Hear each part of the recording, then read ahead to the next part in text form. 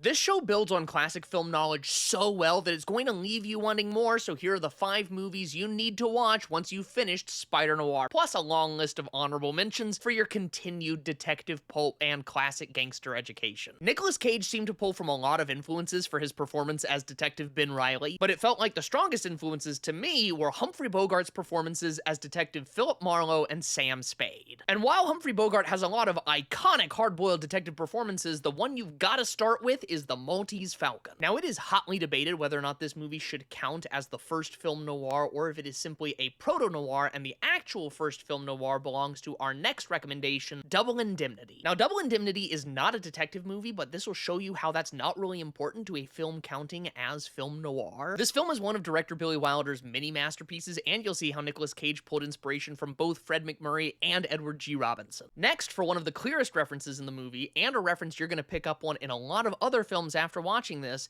is The Lady from Shanghai. Directed by Orson Welles and starring him and Rita Hayworth, you're going to recognize the finale of this film from the finale of Spider-Noir. Now for a little pulpier fare, if you enjoyed the humor and heroism of Spider-Noir, you're going to want to check out 1990's Dick Tracy from Warren Beatty. Based on the iconic comic strip character, this movie is colorful and bombastic with a stacked cast, and if retro pulp movies turn out to be your vibe, you've got to check out the highly underappreciated The Shadow from 1994. Based on the hugely iconic radio show also starring Orson Welles, this movie is very funny, very campy, and very in the tone of Spider-Noir. But of course that can't be enough, so here are some rapid-fire suggestions based on specific vibes, and every movie I recommend in this video will be in the description. For more hard-boiled detective movies, start with The Big Sleep with Humphrey Bogart and Lauren Bacall, and the more comedic The Thin Man with William Powell and Myrna Loy. For more iconic film noir, there's my favorite Bogey and Bacall movie, Key Largo, and perhaps the most iconic film noir ever, Billy Wilder's Sunset Boulevard. For more gangster movies, you're gonna get a heaping load of Humphrey Bogart and James Cagney with Public Enemy, Angels with Dirty Faces, The Roaring Twenties, and one of the most incredible sets in film history,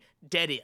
And finally, moving up a few decades, you have to watch The Long Goodbye, my favorite cop, crime, or detective movie ever made, LA Confidential, and a curveball movie I promise no one recommends, the highly comedic and underrated TV adaptation of The Spirit from 1987, written by the same writer who wrote Commando and Die Hard. And if by the end of all of that you still have an appetite for film noir, hard-boiled detective movies, classic films, or pulp action heroes, well, we should be friends and you should follow me.